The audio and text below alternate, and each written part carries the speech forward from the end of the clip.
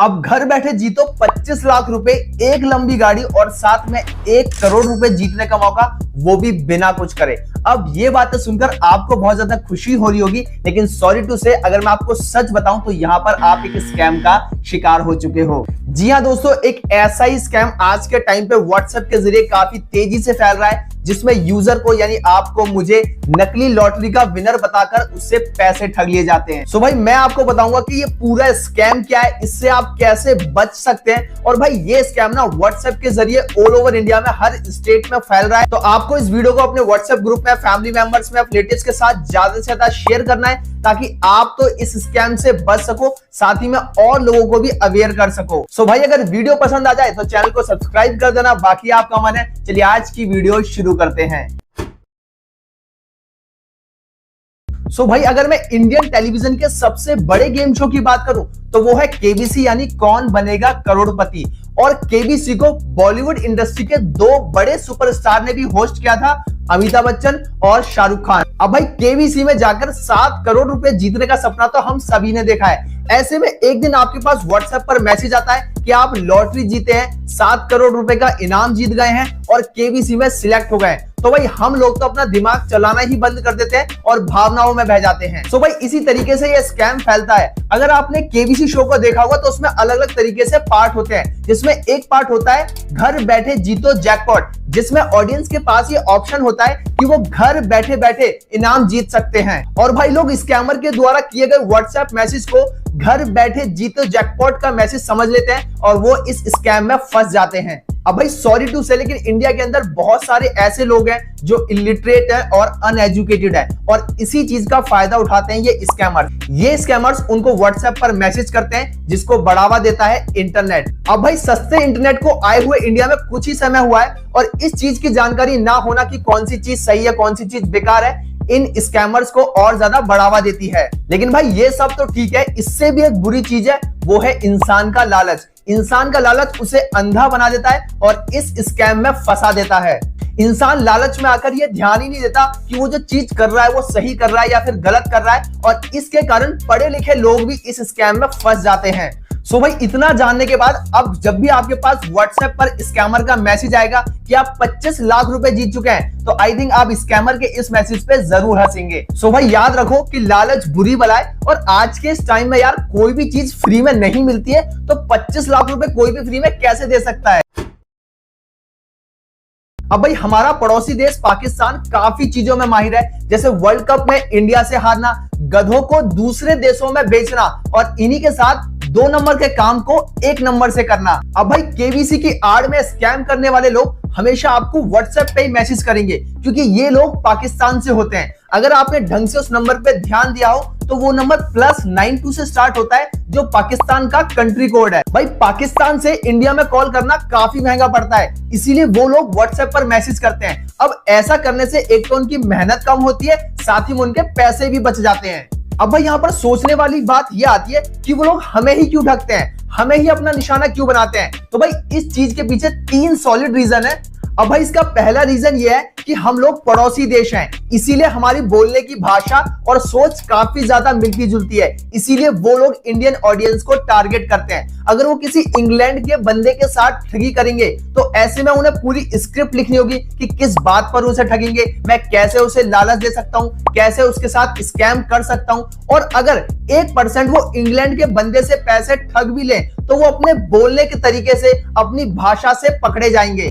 अब वही दूसरी तरफ इंडियंस लोग हैं, जिनसे वो लोग बात करेंगे तो उनके फंसने के चांसेस काफी ज्यादा कम होते हैं, क्योंकि हम दोनों देशों की बोली एक जैसी है और भाई वो अच्छे से जानते हैं कि पाकिस्तानी लोगों को कहां और कैसे ठगा जा सकता है। इसीलिए वो लोग भारतीय लोगों को टारगेट करते हैं, क्योंकि दोनों देशों के लोगों की सोच भी काफी मिलती जुलती है। अब भाई इसका दूसरा कारण ये भी हो सकता है कि अगर मैं पॉपुलेशन की बात करूं तो पाकिस्तान के कंपैरिजन में हमारे इंडिया की पॉपुलेशन काफी ज्यादा है, इसीलिए उन लोगों को स्कैम करने के लिए, लोगों को उल्लू बनाने के लिए इंडिया के अंदर काफी बड़ा मार्केट मिलता है। अब भाई इसका तीसरा सबसे बड़ा कारण यह हो सकता है कि पाकिस्तान की इंडिया से ज्यादा नहीं बनती, तो ऐसे में इन दोनों देशों की जो पुलिस है वो किसी दूसरी कंट्री में जाकर वहां पर बैठे ठगों को नहीं पकड़ सकती। तो अगर आपके साथ पाकिस्तान से आई हुई कॉल का कोई स्कैम होता भी है और आप इंडिया के अंदर किसी भी पुलिस थाने में कंप्लेन करेंगे तो वो लोग चाहकर भी कुछ नहीं कर सकते हैं। सो भाई ये है वो 3 रीजन जिसकी वजह से इस केबीसी स्कैम की शुरुआत हुई थी। अब भाई सबसे पहले आपको एक व्हाट्सएप पर मैसेज आएगा और उसी के साथ एक फोटो भी आएगी और उसमें ये सारा लिखा हुआ कि कैसे आप केबीसी में 25 लाख रुपए की लॉटरी जीत चुके हैं। साथ ही में उसी मैसेज में एक वॉइस नोट भी आएगा कि कैसे वो केबीसी के ऑफिस से बोल रहे हैं। और भाई इसके बाद वो आपको एक नंबर देंगे और बताएंगे कि ये उनके सीनियर ऑफिशियल का नंबर है और धनराशि यानी जो जीता हुआ अमाउंट है 25 लाख रुपए उसको रिसीव करने के लिए आपको सबसे पहले इस नंबर पर बात करनी होगी। अब ऐसे में कुछ लोग तो इस मैसेज को झूठ समझकर उस मैसेज को इग्नोर कर देंगे और कुछ ऐसे भी लोग होंगे जो उस नंबर पे कॉल करके भाई गालियां वगैरह बक देंगे और भाई कुछ ऐसे भी भोले भाले लोग होते हैं जो उस नंबर पे कॉल करके इनके जाल में फंस जाएंगे और वो लोग उस नंबर पे कॉल करते हैं और वहां पर बैठा बंदा उनसे कहता है कि भाई आपको जीती हुई लॉटरी का अमाउंट तो मिल जाएगा लेकिन यहाँ पर आपको जीएसटी तो भरना ही पड़ेगा। अब ऐसे में वो लोग सोचते हैं कि हाँ भाई टैक्स तो भरना पड़ेगा, अगर मुझे कोई लॉटरी जीती है तो मुझे टैक्स तो देना पड़ेगा, जीएसटी तो भरना पड़ेगा। तो वहां से वो लोग 50,000 और 1 लाख की डिमांड करते हैं कि आपकी 25 लाख की लॉटरी है या फिर आपकी 50 लाख की लॉटरी है तो आपका 1 लाख रुपए जीएसटी बनता है, 50,000 रुपए जीएसटी बनता है तो वो आपको भरना पड़ेगा। और ऐसे में वो लोग उस पैसे को भर भी देते हैं और आप वो अमाउंट उसको दे देंगे और एक बार इस स्कैम के जाल में फिर से फंस जाएंगे। अब भाई इसके बाद कुछ टाइम के बाद वो स्कैमर आपको फिर से अप्रोच करेगा, फिर से कॉल करेगा और बताएगा कि भाई आपका जो लॉटरी का अमाउंट है ना वो बढ़कर अब 1 करोड़ रुपए हो चुका है और अब आपको यहाँ पर कुछ और जीएसटी को भरना होगा। और भाई इसके बाद एक आम इंसान उसे फिर से पैसे दे देता है और इसके बाद वो स्कैमर उसका नंबर ब्लॉक कर देता है। तो भाई इस तरीके से जो लोग इस स्कैम का शिकार हो जाते हैं अपनी मेहनत से कमाए हुए पैसे को उनको दे देते हैं और वो कर्जे में आ जाते हैं। अब भाई एक बात का ध्यान रखना, आप खुद सोचो कि जो बंदा 25 लाख रुपए की लॉटरी आपको फ्री में दे रहा है तो क्या वो जीएसटी नहीं भर सकता? वो जीएसटी भी तो उसी अमाउंट से भर सकता है। सो भाई मैं तो यहाँ पर ये कहूंगा कि आपको छोटी छोटी बातों का ध्यान रखना है और अगर आपको पता भी लग जाए कि भाई ये स्कैमर का नंबर है तो उस नंबर पे कॉल करके उसके मजे मत लो, सीधा ब्लॉक करो और रिपोर्ट कर दो। अब भाई यहाँ पर आपको छोटी छोटी चीजों पर ध्यान देना होगा। आप सोच के देखिए कि जो कंपनी इतने बड़े बड़े टीवी सीरियल चलाती है, इतने बड़े बड़े सेट लगाती है, तो क्या वो एक छोटा सा पोस्टर नहीं बना पाएगी?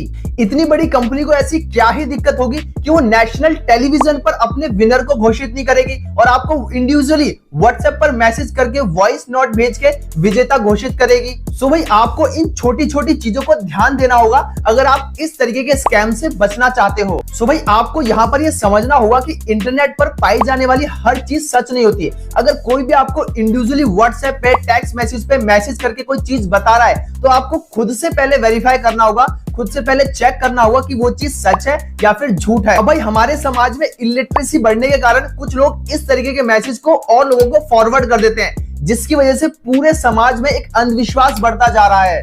भाई इंटरनेट पे ऐसी बहुत सारी वेबसाइट्स हैं, ऐसे बहुत सारे प्ले स्टोर पे ऐप्स हैं जिससे आप ये पता लगा सकते हो कि वो चीज सच है या फिर झूठ है। और आपको सबसे पहले खुद से परखना चाहिए, खुद से जानना चाहिए कि वो चीज सच है झूठ है, उसके बारे में रिसर्च करनी चाहिए। और भाई कोई भी फैसला लेने से पहले आपको एक बार सोचना चाहिए कि आप जो करने जा रहे हैं वो चीज सही है या फिर गलत है। और भाई जब भी आप कोई फैसला लें तो ना ही बहुत ज्यादा खुशी में फैसला लें, ना ही बहुत ज्यादा दुख में फैसला लें, ताकि आप एकदम सही फैसला लें। अब भाई जब भी कोई आपको इस केबीसी लॉटरी स्कैम में फंसाएगा, कोई मैसेज भेजेगा, तो एक बार शांत होकर आइए सोचना कि भाई कोई आपको फ्री में लॉटरी क्यों देगा? ना ही आपने कोई टिकट खरीदा है, ना ही आपने किसी तरह का कोई फॉर्म फिल किया है, तो भाई आपकी लॉटरी लगी तो आखिर लगी कैसे? अब आई एम श्योर कि जब भी आपको कोई इस तरीके का मैसेज करेगा तो आप बहुत ध्यान से सोचेंगे और जान पाएंगे कि भाई ये किसी तरीके की कोई लॉटरी नहीं थी बल्कि एक स्कैम था जिसमें मैं फंसने वाला था। अब भाई जब भी किसी आम आदमी के साथ कोई स्कैम होता है तो वो अकेले में अपने आप को कोसने लगता है और उसकी आर्थिक स्थिति भी डगमगाने लगती है। वो ये सोचता है कि अगर इस बात का दुनिया को पता लग गया तो सभी लोग उसका मजाक उड़ाएंगे, और जिसकी वजह से वो अंदर ही अंदर घुटता रहता है और इतना घुट जाता है कि वो पुलिस में रिपोर्ट कराने तक की उसकी हिम्मत नहीं होती है। हालांकि अगर ये स्कैम पाकिस्तान से होता है तो यहाँ की पुलिस कुछ नहीं कर सकती, लेकिन हाँ, आप अपना एग्जाम्पल लेकर दूसरों को इस चीज के बारे में अवेयर जरूर कर सकते हैं। और अगर वो स्कैमर्स भारत से ही हो तो यहाँ की पुलिस उन्हें पकड़ सकती है, क्योंकि भाई इंटरनेट पे ना हर ट्रांजैक्शन की हिस्ट्री मेंटेन रहती है, वो कभी नहीं मिटती। आप लाइफ में कभी भी किसी भी ट्रांजैक्शन रिकॉर्ड की हिस्ट्री को चेक कर सकते हैं। अगर आपके साथ कुछ ऐसा हो रहा है जिसे आपको लग रहा है कि ये एक स्कैम है, तो आपके उसकी हर कॉल को रिकॉर्ड करना चाहिए। साथ ही में आपके व्हाट्सएप पे जो भी शेयर हो रहा है उसका स्क्रीनशॉट आपको रखना चाहिए, ताकि आपके पास पुलिस को दिखाने के लिए वो सारे एविडेंस हो कि आपने किस नंबर पर बात की, किसको ट्रांजैक्शन की, किस चीज के लिए ट्रांजैक्शन की, किस मोड में ट्रांजैक्शन की, वगैरह वगैरह। और भाई ये सारी चीजें करने के बाद आपको इंडिया में साइबर क्राइम के पोर्टल पे जाके रिपोर्ट करनी होगी, क्योंकि इस तरीके के स्कैम के केसेस को साइबर क्राइम ही निपटाता है। अब साइबर क्राइम पे आप कैसे कंप्लेन कर सकते हैं, इस पे मैंने ऑलरेडी एक वीडियो बनाया हुआ है, जिसका लिंक आपको ऊपर आई बटन में मिल जाएगा, वीडियो के डिस्क्रिप्शन बॉक्स में भी मिल जाएगा। सो भाई आई होप सो कि अब आपको ये केबीसी स्कैम के बारे में बहुत अच्छे से आइडिया लग गया होगा, और अगली बार जब भी कोई व्हाट्सएप पर आपको इस तरीके का मैसेज करता है तो आप ये समझ जाएंगे कि ये एक स्कैम है और मुझे इसमें नहीं फंसना है। और भाई मैं तो यहाँ पर यही कहूंगा कि किसी भी स्कैम में फंसने से पहले ना एक बार शांति से सोच लो, क्योंकि आपने जो पैसा कमाया ना भाई वो बहुत ज्यादा मेहनत का है। तो ऐसे किसी भी पैसों के लालच में, किसी और चीज के लालच में मत फंसो। पहले सोच लो, समझ लो कि आप जो कर रहे हो वो सही है गलत है, और इसके बाद ही अपना decision low. So I hope so you guys just enjoy this video. अगर आपको वीडियो पसंद आई तो हमारे चैनल को सब्सक्राइब करो, वीडियो को लाइक करो, फ्रेंड के साथ शेयर करो। Thank you so much and thanks a lot. जय हिंद, जय भारत।